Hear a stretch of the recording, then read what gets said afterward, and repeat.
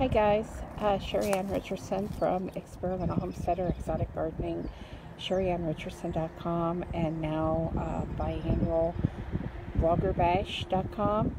And I wanted to share with you this Rose Magnolia that is in bloom. It's absolutely gorgeous. It's one of my favorite magnolias.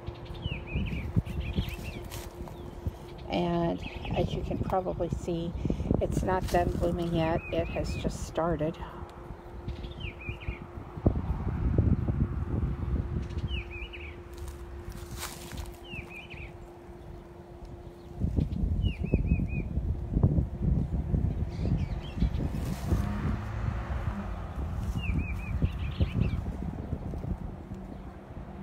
Thanks for watching, guys.